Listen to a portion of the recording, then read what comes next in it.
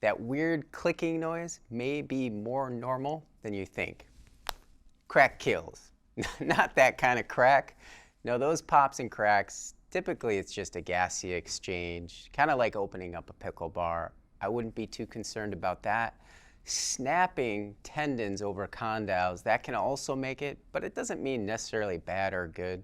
I wouldn't put too much emphasis into that. However, if you do have a knee pain or knee problem or a known condition, I would have that professionally evaluated further, and no better time to do it than the time is now.